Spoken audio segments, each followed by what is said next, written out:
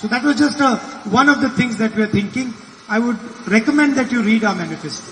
ഇത് ഞങ്ങൾ കൊണ്ടുവരാൻ ആഗ്രഹിക്കുന്ന ഏറ്റവും പ്രധാനപ്പെട്ട ഒരു ആശയമാണ്. ബാക്കിയുള്ള കാര്യങ്ങൾ അറിയുന്നതിന് വേണ്ടി നിങ്ങളോട് ഞാൻ ഞങ്ങളുടെ ഇന്ത്യൻ നാഷണൽ കോൺഗ്രസിന്റെ പ്രകടന പത്രിക വായിക്കണം എന്ന് നിങ്ങളോട് ശുപാർശ ചെയ്യുകയാണ്, വായിക്കണമെന്ന് നിങ്ങളോട് അഭ്യർത്ഥിക്കുകയാണ്. We have a strategy for employment, we have a strategy for farmers, we have a strategy for laborers, for women, for young men.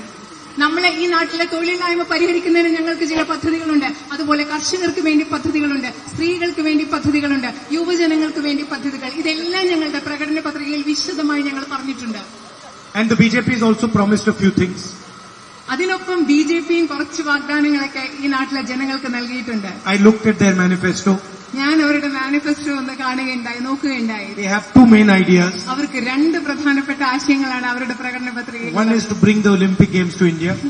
ആദ്യത്തെ പ്രധാന ആശയം എന്ന് പറഞ്ഞാൽ ഇന്ത്യയിൽ ഒളിമ്പിക് ഗെയിംസ് കൊണ്ടുവരും. And the second is to send someone to the moon. രണ്ടാമത്തേത് ആരെയെങ്കിലും ചന്ദ്രനിലേക്ക് പറഞ്ഞുവിടും. ഇത് രണ്ടുമാണ് ബിജെപിയുടെ പ്രകടന പത്രികയിലെ ഏറ്റവും പ്രധാന ആശയം. Of course, they will use a rocket that ISRO made, which was founded, which was supported, developed by the Congress Party.